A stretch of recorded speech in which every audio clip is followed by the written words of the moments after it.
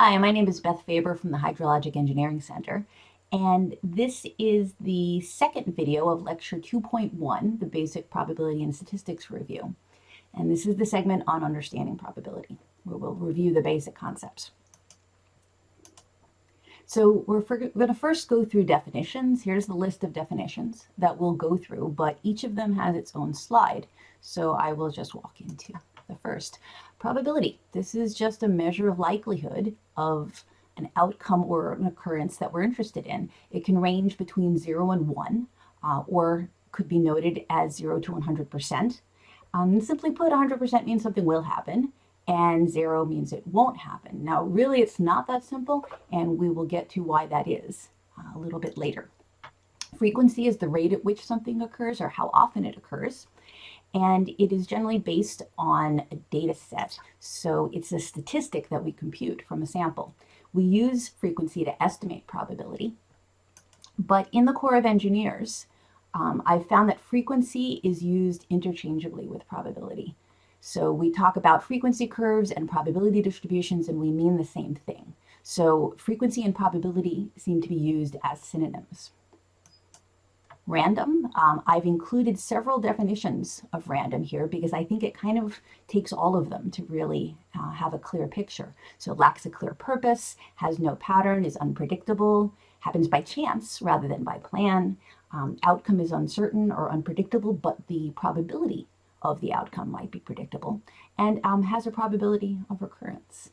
And I think sometimes we have things that are truly random, and sometimes we consider something random if it is so complex that it is difficult to describe, even if it isn't truly random. A random variable, a number you don't know, maybe yet, a variable that is subject to chance and can take different variables with different probabilities.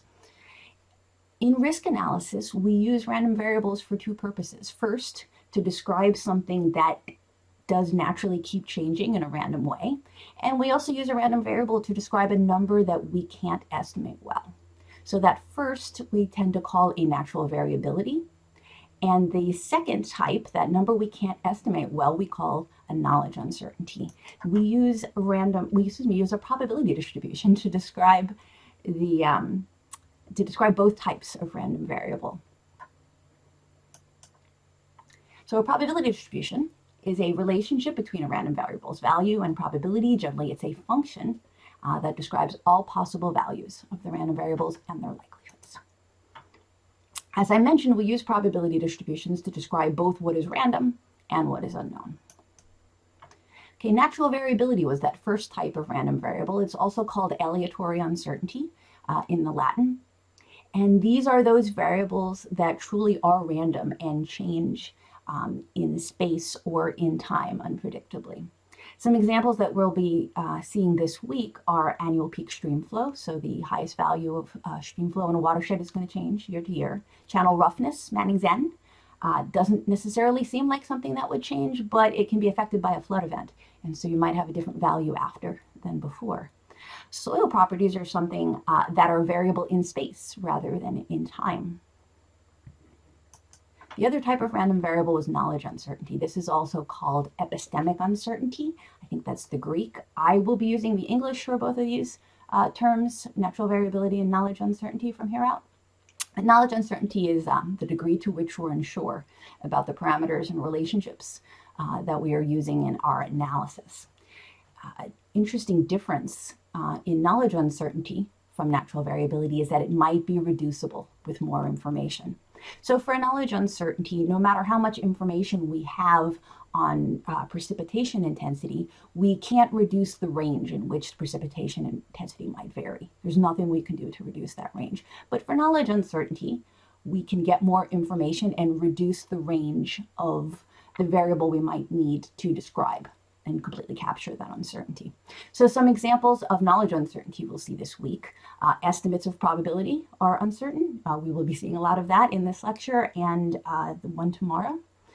Values of structures in a floodplain. So that's one in which we can reduce the uncertainty by doing a survey in the floodplain, looking at more structures and estimating their value more carefully, and maybe reduce the range which we would need to describe that uncertainty.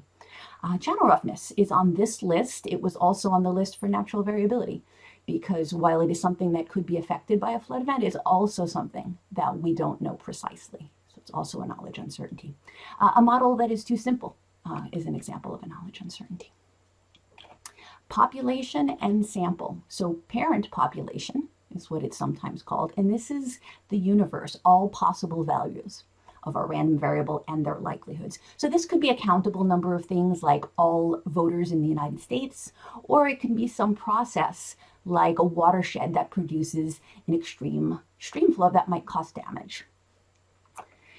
In the case of an extreme stream flow, then the population is the probability distribution of that random variable, annual peak stream flow.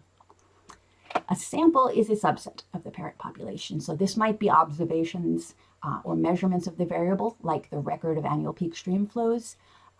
Could be, in the case of voters, the population of voters, this could be a poll that asks some people who they plan to vote for in the election as a way to try to predict.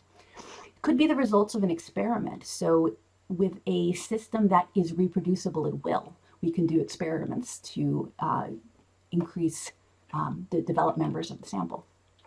A representative sample will maintain the statistical parameters of the population. So this means if we're looking at the polling before an election, if they're going to ask only people in one neighborhood who they're going to vote for, they're not going to get an accurate prediction of how the election might go. You know, that they have to have asked all sorts of people in all sorts of locations to get an accurate prediction.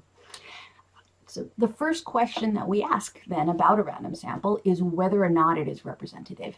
And in the case of the polling, we eventually know, but in the case of having a sample of stream flows, we really don't have any way of knowing whether or not the sample is representative.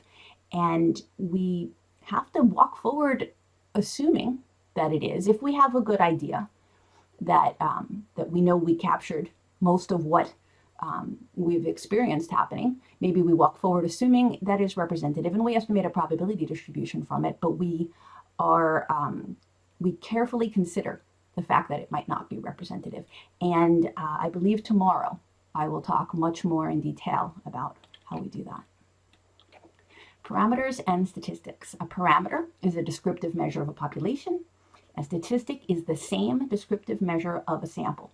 And therefore we use sample statistics to estimate population parameters when we're estimating probability from data. All right, so if you have any questions about the definitions, please go to the discourse site and type in your question, and I will try to be there and see those questions and answer them promptly. Moving on to estimating probability, we have a couple of different ways here. The first is just based on system characteristics. So maybe our system is so simple that just based on the physics of the system, we can estimate the probability. So for example, flipping a coin. We have two sides, they're equally likely. Each side has a probability of 1/2. Right? Judgment, experience in a similar situation. So maybe we've done a study on a levy of probability of failure at various stages. And for another segment of levy that was constructed in the same way, maybe we'll say that we have the same probabilities there because we've already studied it. Sensitivity analysis, not exactly estimating probability, but sometimes we'll use sensitivity analysis in modeling to describe the probability distribution of a knowledge uncertainty. So we explore the bounds of what an unknown parameter might be, and then use that analysis to fit a probability distribution that we believe will vary enough to capture that knowledge uncertainty. And then finally, using observations to estimate probability, which is the statistical analysis that we'll mostly be talking about this week. So observations could be recorded data or could be data from experiments. So moving on to start with an example. I'm going to use an example that we can estimate probability either from physics or from a sample. I'm going to use a 6-sided die because this is something for which it is quite simple, and I can look at this cube with 6 sides, knowing that they're each equally likely, and say each side must have an outcome probability of 1 divided by 6. Right? So I can estimate the probability of this based on physics, but I can also roll the die to produce a sample, so I can then also estimate probability from data. So we'll use this one so we can look at it both ways. This big fluffy die, it's actually made of foam, is one that I use in the classroom because I can roll it and show I've just rolled a 6. And I can roll it again and show that I've rolled a 3. But starting on the physics, we know that we have a 1 in 6 likelihood for each possible outcome. So here we have a probability mass function that shows each possible outcome 1 through 6, and each with a height of 1 in 6. On the right, we have one of our measures of central tendency, which is the expected value, or the mean, which uses Greek letter mu, and it is the probability weighted sum of all possible outcomes. So in this case, 1/6 times each outcome, which gives us an expected value or a mean of 3.5. This is worth noting because the expected value in this case is an outcome that can't actually happen. We can't roll a 3.5 on a 6-sided die, but that is the expected value or the mean of the probability distribution for the 6-sided die. It could also be the average outcome of a number of rolls. So when we move on to the second way of estimating probability, the experiment. So I took this 6-sided die and I rolled it 100 times, counted up how many times I got each of the outcomes and divided by 100, and was able to make this histogram of the observed frequency of each outcome. So this is a histogram which I'm using as an estimate of my probability mass function. Here is the value of 1/6 that I expected to be the true probabilities of this system, this 6-sided die. On the right, I have my sample estimate of my expected value, or my mean, and for Greek letter mu for mean, here I have a hat on the mu showing that this is an estimate. So mu hat is an estimate of mu, p hat is an estimate of probability, so I do my probability weighted sum of outcomes and I get 3.67. Could have gotten the same outcome by just taking the average of all my rolls. Let's formalize for a moment how I just estimated probability of my 6-sided die. I use something called relative frequency. Right? Relative frequency is the number of occurrences of each particular outcome divided by the number of independent trials. That's called relative frequency or observed frequency. And that is the method I use here for estimating probability. So the question is whether or not this fluffy foam die is actually a fair die. Does it really have a probability of 1 in 6 for each side? Now, in the classroom, I would ask people to vote, show of hands, do you think that this is not a fair die? And then I would ask who thinks that this is a fair die. And then I would ask who would rather abstain from this vote. And my vote would have been to abstain. And I will show you why. Now, in the class, done in the classroom, this is where we would do the first set of exercises. That in this case, you're going to be doing as a workshop when we all get together after this full lecture is over. So you're not going to do this workshop quite yet.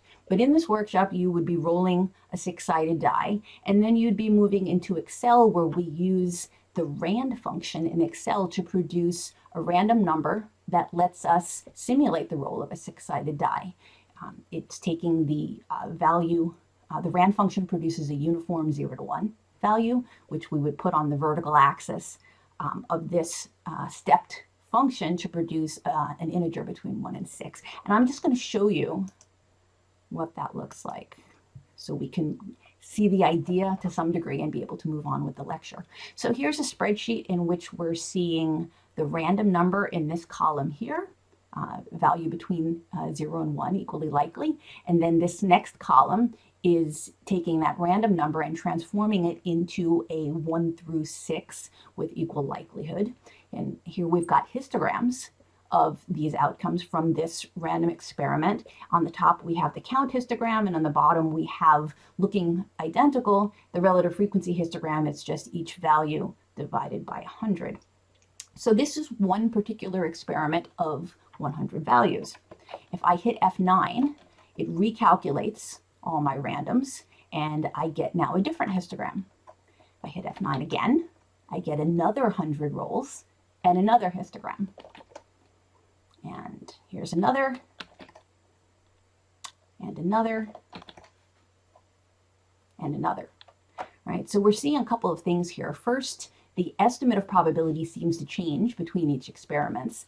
That is a hint to us that we might not have a large enough sample to really settle in on the probability correctly. Another important point here is that I set up this outcome of the roll of a six-sided die to be equally likely, probability of 1/6 for each of the sides. So I know going into this experiment what the correct probabilities are. And that, therefore, I'm able to see that the sample of 100 was not enough to reproduce the correct probabilities. Right? So abstaining from the vote on whether or not this particular die is fair was the best idea. In the workshop, you will be rolling more dice, and you'll be doing it with the spreadsheet. And I seem to have closed the PowerPoint. Let me see if I can open that again. Here we go. You'll be doing more rolls of the six-sided die. You'll do 100, then 1,000, then 10,000, and be able to see how the estimate of probability improves as your sample size increases. That's where it's nice to be rolling the dice in Excel and not by hand. So moving on, here we have two variables. We're going to roll 2 dice instead of 1. So now we have 36 possible outcomes, each of the 6 possible outcomes on one die, and then each of the 6 outcomes on the other. So if we were to list out all possible outcomes, we would have 36, which is done in this matrix. But what I've put into each cell of the matrix is the sum of the values on the 2 dice. So we want the sum of 2 dice as our function. What we see here is that even though each roll has a 1 in 36 outcome, the outcome of the function of the sum of the 2 dice has a different outcome depending on what the value is. So 2 and 12 each have only one possible way to roll them, so we have a 1 in 36 for each of them. If we look over here at the expected value computation, we can see the probabilities next to each of the outcomes, 1 in 36 for 2 and for 12. Rolling a 4 has 3 possible ways to see it, a 3 and a 1, a 2 and a 2, and a 1 and a 3. So a 4 is going to have 3 in 36. If we look at 7, we have 6 different ways of rolling a 7. So this has a 6 in 36 likelihood and is the most likely outcome as the sum of 2 dice. And if you're familiar with the game craps, these probabilities explain the purpose of the game. So the way craps works is you roll 2 dice and you see the sum, and then the object is to roll that sum again before rolling a 7. So, and if you do roll a 7, that's craps and you've lost, and the house wins. And so now we can see, looking at this, that this game really favors the house, because the most likely thing to happen is rolling a 7. In which case you lose and the house wins. So if you're playing craps and you roll a 3, rolling a 3 with a 2 in 36 chance, rolling a 3 again with a 2 in 36 chance is a lot less likely than rolling a 7 with a 6 in 36 chance. So you probably don't want to place a bet if you rolled a 3. But if you've rolled an 8, for example, that has 5 in 36 chance, that's maybe an adequate chance of rolling an 8 again before rolling a 7. And maybe you do want to place a bet if your roll is an 8. So little detour into craps. I've actually never played it, but I had heard of the game and thought that these probabilities gave me a better understanding of it. This is a probability mass function of each of those probabilities, of each of these outcomes. The spreadsheet experiment, and go back to Excel, go to the tab for rolling 2 dice. So now we have 2 columns, which are the roll of the 6-sided die, and a column for the sum of the 2 of them. And here's my histogram of the 100 rolls, and here's my image of what the correct probabilities are. And each time I hit F9, I get a new experiment of 100 rolls. If I keep hitting F9, I see different outcomes. They do look fairly similar. We can tell that we're doing the same experiment, but clearly the sample is not large enough to reproduce the probabilities, because again, I know exactly what the real probabilities are because of the way I define the function around the random number. Right? So this really is a 1 in 36 likelihood of each option, and therefore this likelihood of each outcome and this sample is not large enough. But it's interesting to look at how many rolls might be necessary. So here's rolling many more than 100 times, and I've got the computation of the probability of rolling a 7, which should be 6 and 36, or 1/6, and recomputing that probability with each roll out to 1,000, 2,000, 3,000, out to 4,000 rolls. And then these plots over here, the top one is the same as this one in the middle, and then we go forward to 8,000 in the second plot and 8 to 12,000 in the third plot. So here we're seeing that we passed through the right answer just before 1,000, but really it's not really getting the right answer until about 3,000 on this one. And if I hit F9 again to restart this experiment, here's one that it stays high for quite a while. And it's getting fairly close, but really is far enough that we can see a difference even out to 4,000, but just kind of hitting it at 4,000 and then staying there for the rest. Let's go one more time. And here's one that zooms in on the right answer a bit quicker, right? Maybe 1,500 is what it took to get the right. So we get some idea of the sample size that's necessary to reproduce this probability correctly because we know the right answer, and we can see how long it takes to zoom in on the right answer. So back to the slides.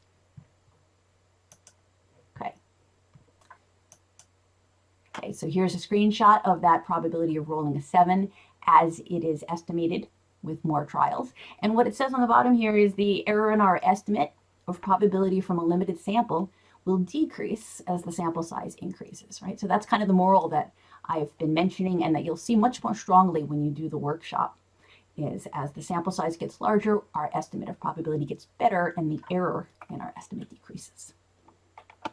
Here's some central tendency parameters that you'll remember from your college class: the mode, the median, and the mean. The mode is most likely. The median is the value for which half the probability is above and half the probability is below. And the mean, mu, is the probability weighted sum of outcomes, and that is also called the expected value. So looking back at this probability mass function, the mode, the most likely value, is clearly 7. The median, the value for which half the probability is above and half is below, is also 7. And the expected value, if I back up to the previous slide where I computed a probability weighted sum of outcomes, that was also 7. And it turns out that for a symmetrical probability distribution, the mean, median, and mode will always be the same. But if the distribution is not symmetrical, they will not be the same. And we'll see some examples of that and how they differ a little bit later in this lecture. Hey, here's a cumulative probability distribution. So we can take this probability mass function and turn it into a cumulative distribution function, which tells us the probability of being less than or equal to a certain value, by moving across the distribution and adding the probabilities as we go. So the probability of being less than or equal to 5, for example, is the probability of being either 2, 3, 4, or 5. And having summed those values, I get a 0.28. Summing those values as I move across the curve, we're going to end up with a 1.0 on the end, because we've now included the possibility of the probabilities of all possible outcomes of being less than or equal to 12. Now, in hydrology and in flood risk analysis especially, we're interested in the high values of variables. So we're actually interested in the probability of being greater than, more than in the probability of being less than. So we can then build our CDF by accumulating probability in the other direction. So if we want the probability of being greater than, we would accumulate probability from the top of the probability mass function, moving toward the bottom, right? So starting at 12, the probability of being greater than or equal to 12, and accumulating probability as we move down and ending up with 1 as the probability of being greater than or equal to 2. So the probability of being greater than is also called the exceedance probability. This is still a CDF, still a cumulative distribution function, but we sometimes call it a complementary CDF, just to distinguish between the more common less than or equal to CDF. Okay, so that was all our slides about discrete random variables. If you have any questions about those, go to the discourse site and type them in. I'll try to be there to answer. Next, we're going to move on to continuous probability distributions, or continuous random variables. So the 6-sided die and the 2 6-sided dice, we're discrete random variables in that there were a limited number of possible outcomes. With continuous random variables, we do not have a limited number of outcomes. We have an infinite number of outcomes. So the outcome of trial is a real number, and I think of that just really simply as having any number of decimal places. The probability distribution is therefore a continuous function instead of just a list of values. The probability of an exact number is 0. So this is when we define probability, I said it really wasn't quite as simple as probability of 0 means something can't happen. Okay, so in a continuous distribution, the probability is going to be 0 for an exact number. Now, if you think about how we estimated the likelihood of a side of the 6-sided die, we had 6 possible outcomes, and they were each given a 1 in 6 likelihood. With the 2 dice, there were 36 possible outcomes, and being equally likely, they each got a 1 divided by 36 outcome. But if I were to consider, for example, with a continuous random variable, how many outcomes I have between 2.9 and 3.1, for example, there is an infinite number of possible outcomes between 2.9 and 3.1 because I can keep adding on more decimal places and have a slightly different number. And if we were to divide by infinity in the way we divided by 36, we get 0. So that's why the probability of an exact number is 0. And because of that, we're more interested in incremental or cumulative probabilities. So an incremental probability is the likelihood of being in a range. Cumulative probability is what we saw in the last slides, the probability of being less than, or the probability of being greater than. Here we just have a relationship that shows the computation of an incremental probability based on being the difference between two cumulative probabilities. But this slide is showing us something that's going to look a bit more familiar from what you might have summarized from the college class in probability and statistics. So on the top, we have a probability density function. This is just a normal distribution. And with the probability density function, which is the analog to the probability mass function for a discrete random variable, in this image, in this type of curve, the area under the curve is equal to probability. And then below we have the cumulative distribution function, which we get by accumulating the probability as we move from left to right across the probability mass function, and we end up with a 1.0 probability at the end. So accumulating the area under a curve as we move across is integrating that curve. So our cumulative distribution function here, as we see at the bottom, is going to be the integral of the probability density function and the probability of being less than or equal to x. Note that the function letter that we use to describe the probability density function is a lowercase letter, and the CDF will use the same letter as uppercase. Same convention for the random variable x being uppercase, where a certain value of the random variable x is lowercase. So if we want to see the probability of being less than or equal to x on both of these curves, on the PDF, it's going to be the area under the curve up to the value, and on the CDF, it's going to be the value of the function itself. And the probability of being in an interval is just the area under the curve between the two values, or the difference in the values on the CDF. This is just a bit more of a formal description of the probability density function PDF and the cumulative distribution function CDF. In defining the CDF, or the probability of being less than or equal to some value, we have the integral of the CDF, the integral of the PDF here, and the CDF itself then is the integral from minus infinity to q of that PDF. Or if we were interested in the probability of being greater than or equal to, this integral would be from q to positive infinity. Here's an example of a CDF, and this is just the normal distribution, which has the parameters mu for the mean and sigma for the standard deviation. Sometimes it's sigma squared for the variance. This is not a pretty equation for a CDF. In fact, it's still got the integral in it. And with the normal distribution, we don't actually work with the function. We tend to work with a tabulation of the standard normal distribution, which has a mean of 0 and a standard deviation of 1, and is, I think, in the inside cover of every probability and statistics textbook. So if you remember back to your college class, you would have had to look up values of the standard normal distribution from that table. And these days, we have software that uses instead approximations of the normal distribution. Okay, so that was the last of our slides about continuous random variables. So if you have any questions, go to the discourse site and I will try to be monitoring it and finding it. So that was understanding probability. And next we'll be moving on to estimating probability from observations. That will be our next video. And that is the end of this video. Thank you.